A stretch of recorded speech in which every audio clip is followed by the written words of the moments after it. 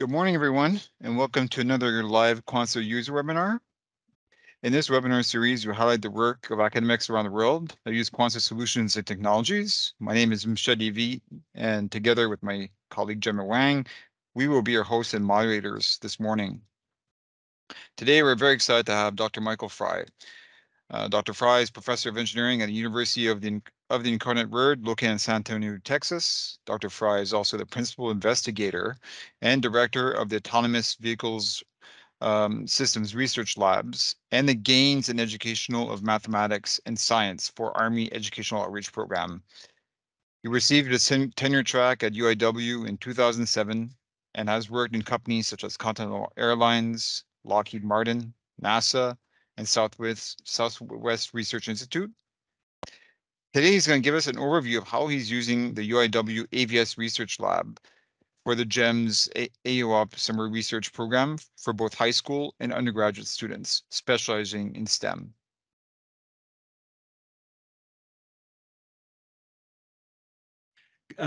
Good morning, everyone. Again, my name is Mike Frye. I'm calling from the great state of Texas. And just give me 1 second. I'm going to share my screen. And just want to do a real quick check. Mitch, are we seeing my slide deck?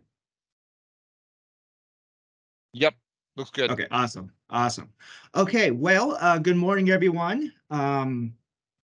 As I mentioned, my name's Mike. I'm with the Autonomous Vehicle Systems Research Labs.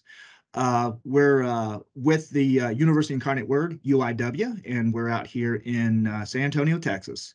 And kind of the goal for today is I'd like to highlight what I think is the most innovative and most has the most impact within our research labs with the AVS, and it's the GEMS program.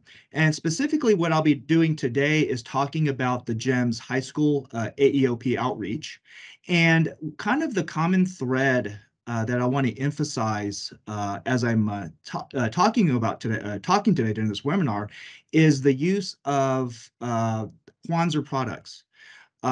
We make use a lot of the Q car, the Q drone, and what we've learned is the way the Quanser systems are set up, it lends nicely to our high school students. And what I kind of like to do today is just kind of highlight some of the interesting research that we've done and some of the lessons learned. So real quickly for just kind of the outline for today's talk, I'll briefly talk about the UIW, who we are, and specifically talk about the research lab that I'm a part of and that the GEMS program is a part of. I'll give a very, very high level overview of GEMS in general. We are actually a middle school and high school program, but I'll be focusing primarily on what we call GEMS AEOP, which is high school and a little bit of undergrad. Kind of highlight some of the high school projects that we have ongoing within the GEMS program. The big projects that we're working on with the high school level is the Q car, and we'll talk about a couple projects there. And then I'll highlight a few undergraduate programs that's also part of the GEMS AEOP undergraduate program, Inverted, QBot, and QDrone. And at that, kind of conclude, talk a little bit about future work, and then open up for questions. So real quickly, the University Incarnate Word. Again, we're located here in San Antonio, Texas. We are a private Catholic university, the fourth largest private university in Texas. The big takeaway from this particular slide is to keep in mind that UIW is a undergraduate teaching university, so we are considered a primarily undergraduate institution, a PUI. We are also a Hispanic serving institution, with about 52% of our students being of Latino descent. Also, a majority of our students are first generation undergrads. 62% of our university are women. And the a component, I guess, within UIW is the AVS Labs. So the AVS Labs is part of the School of Math, Science, and Engineering, the engineering department. We are a externally funded research lab. Primary focus is on autonomous vehicles. My background is in electrical engineering with flight controls and avionics. So I tend to, when I'm giving talks, I tend to emphasize more of the air vehicles. But I want to kind of keep in mind that the AVS lab is also a lot of collaborative ground and air vehicle swarms. We are moving into the human robotic teaming domain. A lot of, again, mentioned a lot of collaborative controls, a lot of swarming. Um, the common thread through all that research is software development and specifically artificial intelligence. So we do a lot of deep learning, a lot of reinforcement learning, and we've gotten pretty good at deploying very usable usable software onto hardware. So there is a lot of embedded controls there. The AVS lab is composed of the Guidance Navigation Control Lab, which is what we call the Swarm Lab. You can see a photo of that at Founders Hall at the bottom. The Swarm Lab is our newest lab, and it can operate up to 12 Q drones at the moment for our indoor testing. We have the Computational Intelligence Lab. The SIL is our software developers. Our SIL lab does all our AI for us, all our software development. And additionally, there are our Python programmers. So we do have two different schools of thought within the lab. Our engineers are the MATLAB Simulink Quirk folks, and then our SIL folks are our Python developers, and we're also moving more into C++ to kind of get better performance. We do have a track for our Q cars, and we run 5 Q cars.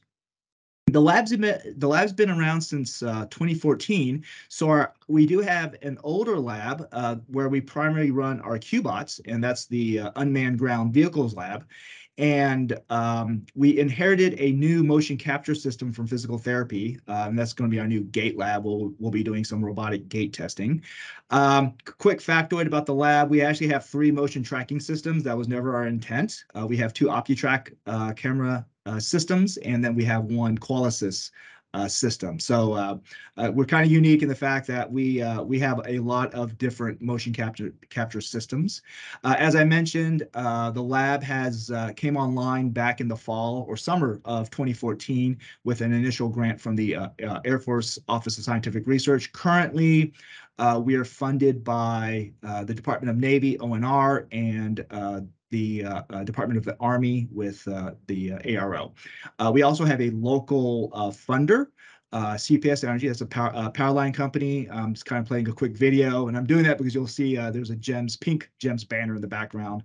This was from about a year and a half ago. We are doing autonomous power line inspections outside. We actually have a flight team that does that work for us, but we're also creating basically a proof of concept about how we can use drones autonomously to do power line inspections. And we're actually using Quanser products for that. You'll notice that's an older QBot 2 in the video for the ground vehicle. So kind of moving on, the GEMS program. GEMS is Girls in Engineering, Math, and Science, and I know today is National Women's Day, and so I'm real pleased to be having the opportunity to talk about the GEMS program today. So GEMS, we've been around since 2015, and really the mission is to increase the number of women that are going into the STEM field, specifically engineering and computer programming. Now, we're fairly agnostic in the GEMS program. As long as we have young women going into a STEM field, we consider that a win. A lot of our students do go into the medical field, which I think is wonderful. And probably the next largest component is students going into engineering. We host free summer camps. Basically, we start first week of June and we run all the way through to mid-August, where we conclude with a symposium. And we've moved over to basically year-round. We have a lot of after-school clubs. I'll briefly talk about First Lego League. We do sponsor a lot of First Lego League. just kind of nomenclature. If I say mini GEMS, basically I'm talking about middle school, and if I'm talking about mega GEMS AEOP, that's high school.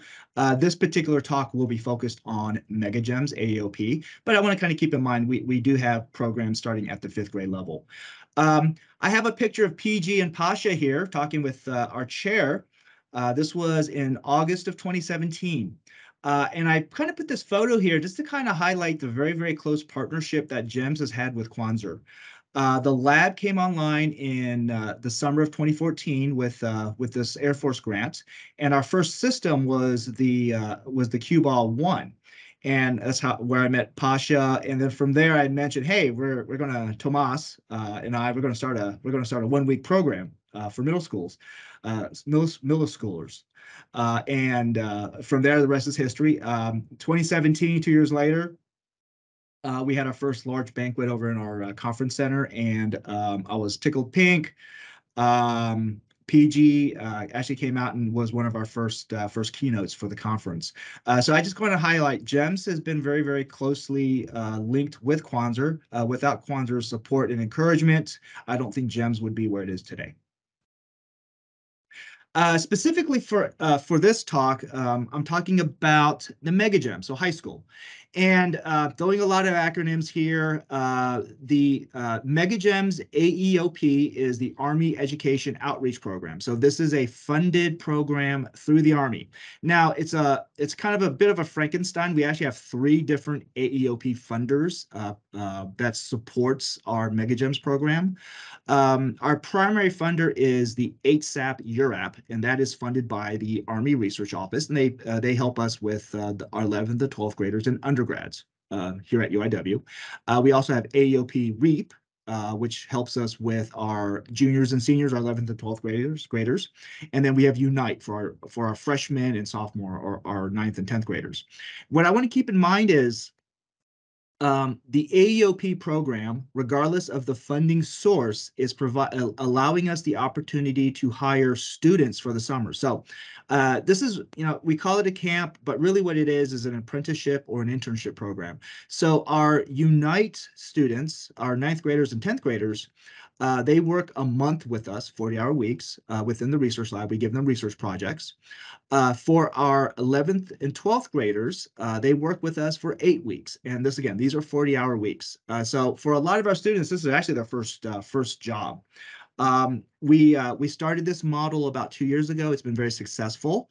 And kind of think of it as like a research experience for undergrads. We kind of model it the same way, but we pushed it at the high school level. The big question that came up was, though, the research projects. What are appropriate research projects for high schoolers? Because, again, we bring in a lot of students with various backgrounds from different school districts, that have taken different classes. And we were always kind of scratching our head as to, okay, how do we come up with meaningful projects that students will enjoy and like and actually learn something about STEM? Be it math, programming, or engineering. And we found out that we've been working with Quanser for quite some time now. And we thought, hey, why don't we try to see if the Q-Car would be an appropriate platform. And we've been using Q-Car, and now we've moved to other products over the last summer. And that's kind of what the purpose of this talk today is, how we've kind of pushed that. So kind of the first project, so I'm going to talk about some projects that we did last summer. The first project was with Brenda, Eileen, and Tony. A little bit about backgrounds about them. Tony, who's in the middle of that photo there, she's a sophomore. And again, I believe she was a rising junior for this year. I believe she had taken college algebra.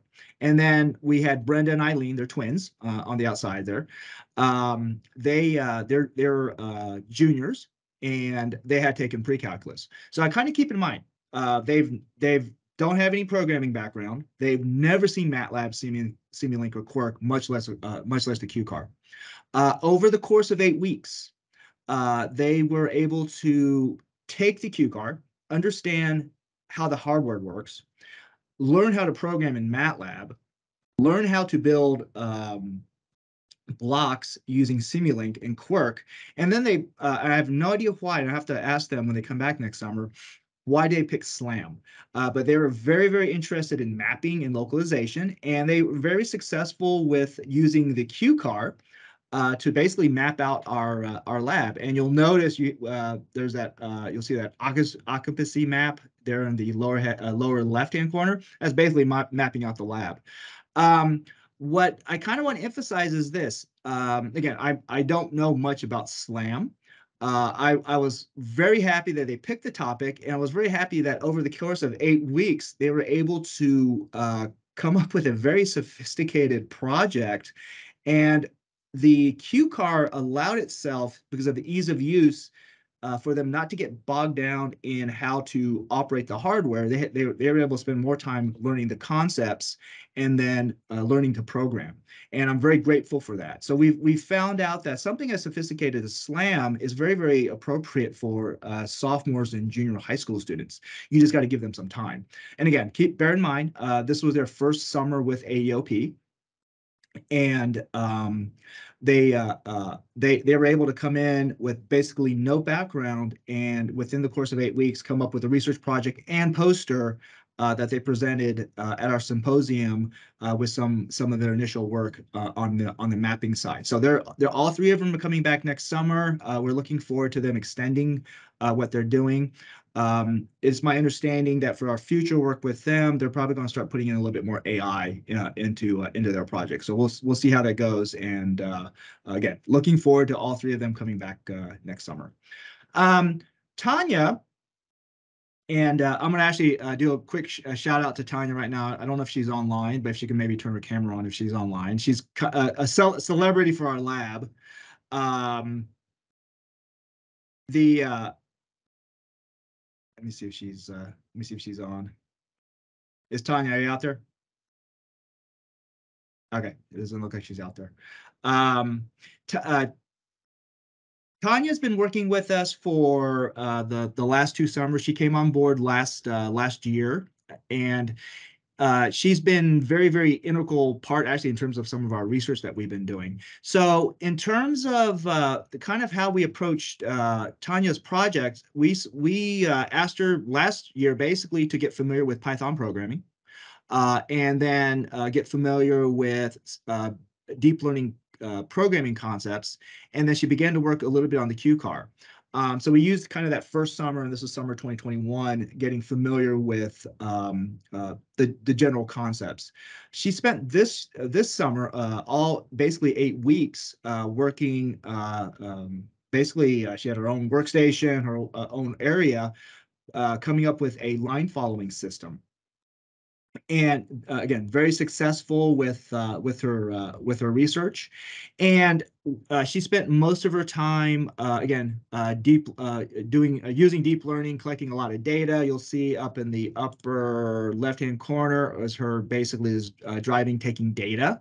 I think you'll see her in the background. So you can see her with the controller. Again, she came up with her own controller, manual control, started collecting data, took that data, put it into to PyTorch or TensorFlow, and came up with a Python line following model. And you can see that in the bottom right-hand corner. Again, one of the lessons learned is high school students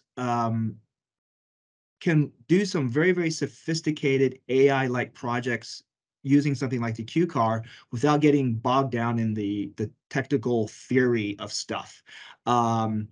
Programming itself, it can be it's easy to use as long as you understand the concepts without getting too much bogged down with the mathematics. And Tanya's a very good example of that. We've been very happy with her project. She's actually literally like in the lab like right now.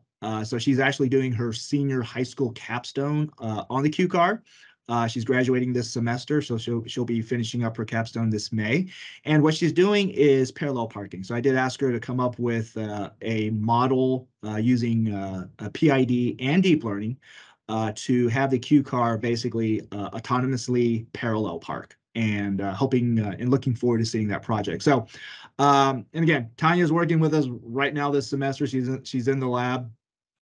And this kind of shows you that, high school students can actually do very, very relevant research. And basically what I consider her project is very equivalent to a senior capstone for our department. So again, she's doing very well. And by the way, she's going to be an electrical engineer, and she's going to Purdue University in engineering.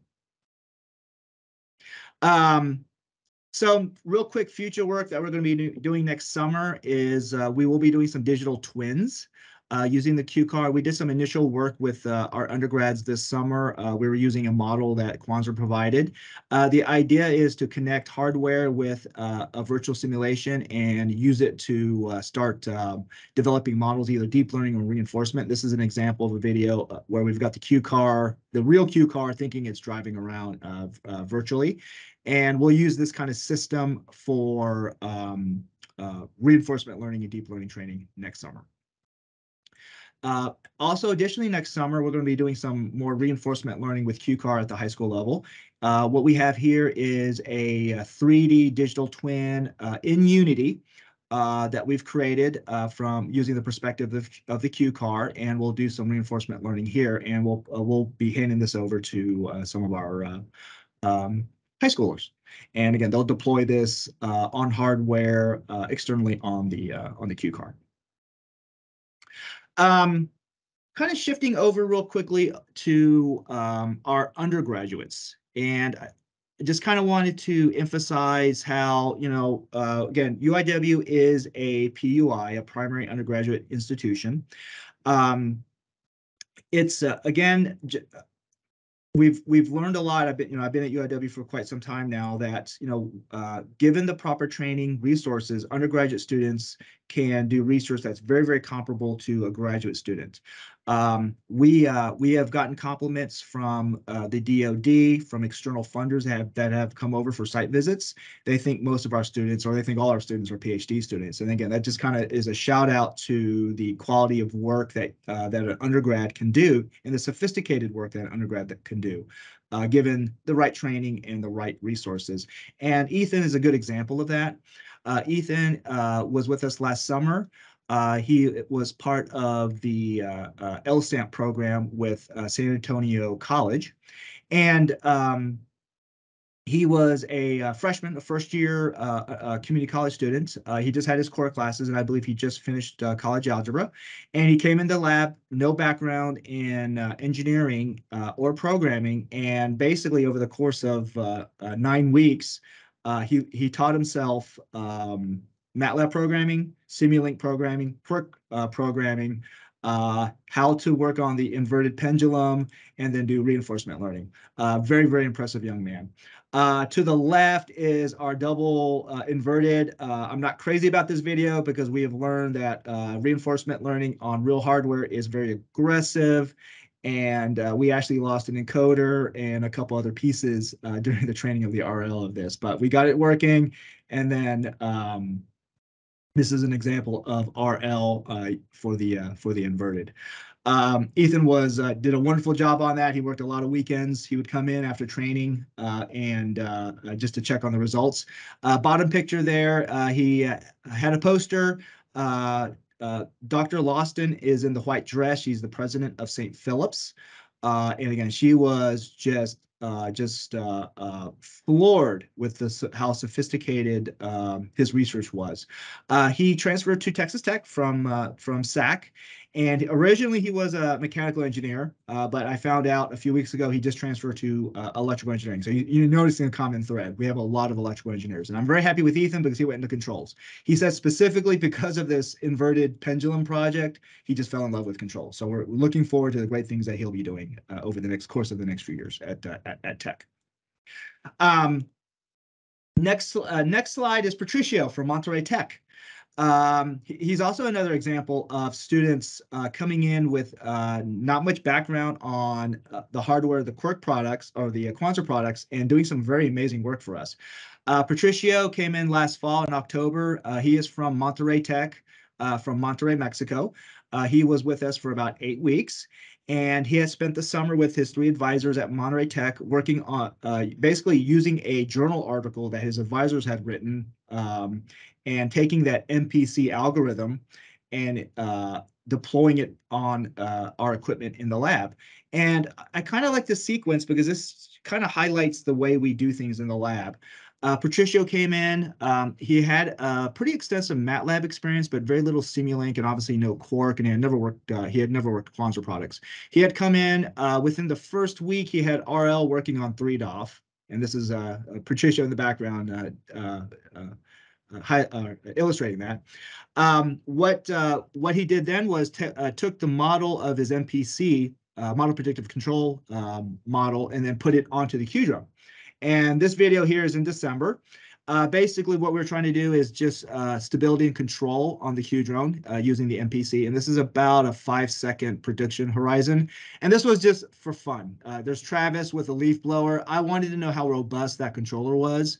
And they got a leaf blower from outside, and they just basically just started to point at it. And as you can see, it's a very, very robust controller, that MPC. So we're very happy. Again, the highlight here is within 8 weeks, we had a senior mechatronics student from Monterey Tech who had no background in any of the equipment, hardware, or Simulink and Quark, able to highlight within 8 weeks in December a very sophisticated MPC controller. Again, this was graduate PhD level type work. I consider this a master's level project. So again, very happy with that. And then he just kind of as a side note, I'll be going to Monterey Tech in a few weeks, and we're actually going to expand this program. So he was kind of the pilot project. 4 more students from Monterey Tech will be coming next fall, doing some more extensive work on the equipment, and we're probably going to be looking at MPC swarming for next fall. Okay, so then Travis. Travis has been with us for about a year. He's an AEOP graduate. He started working on particle swarm optimization, and he did a lot of simulation in MATLAB. What I asked him was, put it on our Qbot 3s. And you'll see this is a sped up video of what Travis is doing. And basically what these QBots are doing is they're talking to each other, and they're looking for a spot within the matted area, and you'll see the OptiTrack system. So this video was taken about a week ago. So it's a proof of concept that we're able to deploy a PSO algorithm, put it onto Simulink Quark, and then deploy it onto Qbot. And as far as we know, this may be the only project where there's actually PSOs on hardware. We'll scale up the number of Qbots, and we're actually adding QDrone to the search using that MPC. So actually, Travis is working with Patricio to integrate both of those 2 projects. And again, this highlights very sophisticated projects for undergraduate students that allows them, again, the Quanser products and MATLAB Simulink and Quark allows the student not to get too bogged down into theory and actually get stuff working on hardware without getting too lost in the minutia. As kind of a quick shout out, this is a photo of Travis and Ulysses. Travis, again, he's a senior engineer with UIW. Ulysses just graduated. He's at UTSA, just started this semester in computer science and masters. They were both, they went to Toronto back last summer. One of the big things that really works for us, again, is that close relationship with Quanser in terms of the technical support. It came to the point where I needed a certain level of training, so I just sent Travis and Ulysses for a week to Markham for on-site training. That training was immeasurable, as you can see with what Travis is doing. And a lot of those examples that you can see is Ulysses was in the background with the software development. So just a big quick shout out for that.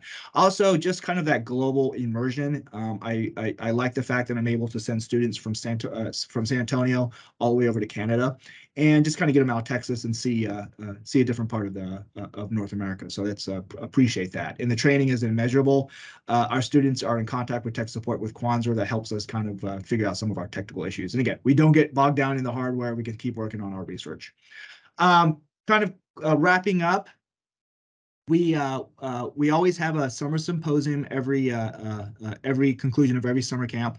Last year we like to bring in DoD keynote. So we have Rear Admiral Cooner from the Navy. She's actually stationed here at Fort Sam, adjacent to us, and she actually is the commanding officer for all the nursing program and all nursing research and healthcare professions for the Navy. Wonderful, wonderful keynote speaker. We had a poster session. We like to simulate a conference, and she went through with her staff and looked at every poster, asked a lot of questions, and her talk itself was very enlightening. She talked a lot about her experience presenting at conferences, so I thought that was kind of neat. And we're scaling up our symposium, and again, the idea is to kind of create the feel of a research conference for our undergraduate students. So when they do go to college, they're comfortable talking to professors, joining a research lab, and being comfortable already presenting either posters or podium presentations. And it's been a very successful model over the years. And kind of another thing, last October, our GEMS high school drone team competed at the collegiate level. So they were competing with St. Mary's, with UTSA, and lo and behold, they got first place. So it was a all-girls high school team. The reason being, they took a lot of the experience. They did play around a lot with the Q drone. They were using telos though for this particular competition, but they were taking a lot of the algorithms that were developed on the Q drone, and we ported it over to Tello using Python. And lo and behold, we walked out with first place at St. Mary's. And again, that's kind of just a shout out to the level of sophistication. And it was that we came up with, and this was an obstacle course, and they had to pop balloons and all that neat stuff. These were juniors and seniors competing against collegiate teams. So we did very well. Real quick acknowledgement as we wrap up. Just like to acknowledge the Army Education Outreach Program, both the Army Research Office, the REAP program, and Unite. Without those three funding sources, the last 2 years would not have happened. It's through their generous funding that we're able to pay for our interns and continue working with them. We're looking for a very successful summer 2023. And last but not least, thank you, Quanser. Again, we've had a very long working relationship with you all. Have always enjoyed the encouragement and the ideas of projects that we can look at. The products that we have purchased for our research that we have pushed down to at the high school level and even to a certain extent to the middle school level using Quanser products has been very successful. Goes without saying, we really do love the swag. And here's some photos from last summer, our Quanser hat. And I'll tell you, those Quanser t-shirts were a big hit. So thank you very much, Quanser. Really appreciate it. Thank you very much. That concludes the webinar, and I'm opening up to questions. Our website for the GEMS program is on the slide there, so feel free to reach out to Mini GEMS. You can contact me or any of the staff on the Mini GEMS site. And just to kind of conclude, our Mini GEMS program, which is for middle school, we just had a first Lego League competition with Barclay Ruiz and last month, and we got the motivation award for first Lego for the competition. We're going to celebrate next week with, of course, this is Texas, so we're going to have a Texas barbecue during spring break at Barclay Ruiz, and we're looking forward to that. So with that, thank you very much. That concludes my talk, and happy to entertain any questions.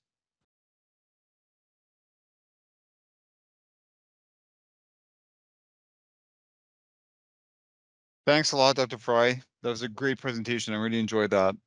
As you said, I think we can proceed to questions. So we got a few questions come in. So the first one is from Louis Eduardo. We're asking, what's the ratio of lab instructors to high school students, and how many hours per day spent with the students in the lab? And it says congratulations as well. Yeah. and sorry, I meant to cut you off. Very good question. So basically, the students work 40 hours a week. It's a job. So they come in about 9 a.m., about 7 hours, I guess, and they leave about 5 o'clock with a lunch break. We basically kind of it's a research lab. We want to provide the students good work habits about showing up on time, being used to the kind of, a little bit of longer hours for them and being at the same place. And I know they're not kind of used to that, and having the lunch break and all that, and being able to network and mingle and ask questions. In terms of the ratio,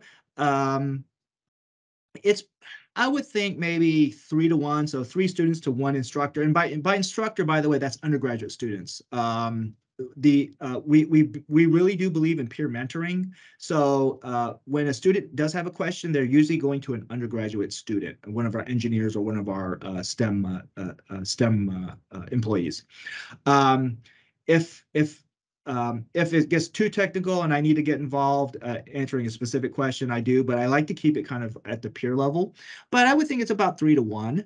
And summer is always fun because the lab's very busy. I like it when we have a lot of folks in the lab doing work. That mingling of high school, undergrad, and professors is always fun. There's a lot of energy and has kind of a startup feel. So we like that. And by the way, we actually have a workroom with the coffee and the snacks and all that, and we kind of simulate that feel. So we tell students that, hey, this is kind of like this is what it feels like working in a startup. So thank you. Good question. Awesome. Thanks for that. Another question from Crystal, asking, so she's a female in engineering, and says the GEMS program sounds amazing. I'm wondering if you have any plans of increasing the participation of ethnic minority groups in the GEMS program, and thank you. Yeah, Crystal, really, really good question. We're in San Antonio. Our aim is to recruit from underserved and under-resourced communities. So that includes both. That's specifically, we recruit females, but we also go into communities of color that you may not necessarily see in STEM. Now, San Antonio is predominantly Hispanic, so probably about 90% of our participants within the middle school and a little bit in the high school is Hispanic. What we're doing for next summer is reaching out more to African American women, because that's one area that I do recognize that we're not doing a good job of recruiting. And I'm working with Dr. Roberts, one of our co-PIs, to kind of help move into that community for us. So yes, we are increasing. The diversity of the camps is very important for us. We do take DEI, diversity, equity, and inclusion very, very, very seriously, and we're definitely expanding. What I'd like to do is definitely start kind of scaling up the GEMS so that we can have more female research assistants working in the camp. So that's kind of the next big thing, is kind of scaling that up. So thank you, Crystal. Good question. Great, thanks. And from Mitchell Rushton asking, how are you able to track the academic and career performance for students that have been taking part of this GEMS program? So Mitchell, that is like the hardest. That is one of the hardest tasks to do for GEMS. GEMS, kind of keep in mind, is actually a research project. So we are doing a longitudinal study. We always present at ASE, American Society of Engineering Education, talking about GEMS. Tracking is hard. However, the GEMS program, we do develop a very, very close relationship with each individual students. So most of our students that go through our program keep in touch with us, and our program manager, Stephanie, and our co-PI, Dr. Roberts, one of their tasks is working with our evaluator to make sure that we have contact information, especially as they go into university, so we know what they're doing. Is it foolproof? No. Life gets involved, and I know once students go to college, their priority is college. So reaching back up to GEMS is may not happen, but we do try our best to kind of keep touch. It's very informal. We have their contact information, and we reach out to them, or they reach out back to us. I kind of joke about this, but one of our first students who was in our 2015 class and actually worked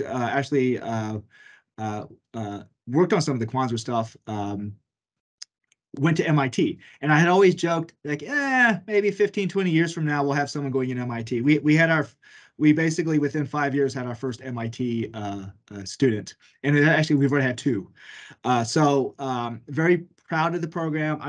We track outcomes. We have an evaluators telling us, are we doing what our outcomes say we're doing? Because that's very, very important for us. And we want to be a good fiduciary responsible for our funding agencies. And we want to report back to them saying, yes, we're having effect.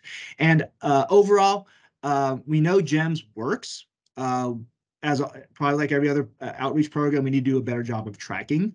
But we do have that data, but I do definitely want to tighten that up. And hopefully when we hire a full-time evaluator, this will kind of help that out. So thank you, Mitchell. Great, thank you. So last one from Oscar asking, how do you promote kids to learn about advanced topics? Do you use MOOCs or any kind of training program? Nothing formal. And this is what's kind of amazing me. I haven't quite figured out how to bottle this, but basically they work with our undergraduate research assistants. They literally sit with them. Most of the time, the students are just looking online. Yeah, I think they look a lot. There is a lot of helpful, especially like as MATLAB. There's a lot of helpful MATLAB videos out there. For MATLAB, we also use our online training. For Python, there is lots of online video training. Our high school students are very, very motivated. I was afraid they would get bored or disinterested, but I think what helps is the fact that they spend maybe 30 minutes, 45 minutes on a video, and then they switch back over to hardware. And I think what's important is the hardware. They're able to transfer files there. They're able to touch it. They're able to see the results. And then from there, that gives them an idea, okay, am I getting this concept? Do I need to go back to the video? But we don't really have any sort of formal process. I like to say it's on-the-job training. A lot of peer mentoring between our undergrads and our high schoolers. And keep in mind, this is also training for our undergrads because our undergrads have to articulate a concept, and being able to articulate and explain that to someone that may not have the background forces them to really understand what they're talking about. And that helps our students, our UIW students, as they're doing the peer mentoring. So we're very happy about that. But do we have a formal system? Not really. Most of it is just on the job. And we found it to be very effective. It is one of my tasks to kind of get a better idea as to figure out why it's working, because I don't know. Other than the fact that the students are engaged, they're interested, and I do lend a lot of that to hardware, specifically Quanser. The products are just fun to work with. So great question. Great, well, thanks again. This brings us to the end of our webinar. So again, Dr. Frye, we'd like to thank you so much for the presentation. That was excellent. And a big thank you to everyone who attended today. Please go ahead, visit our website at www.quanser.com and our LinkedIn page to find out more about our systems and any other upcoming webinars. Have a great day, everyone. Thank you.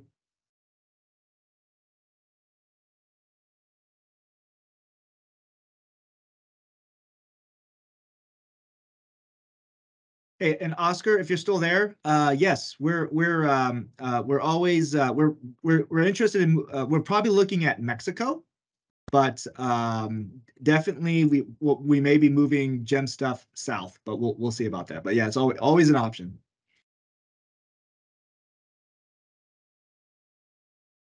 Thank you.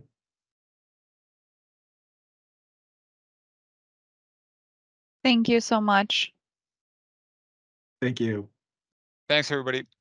Yep.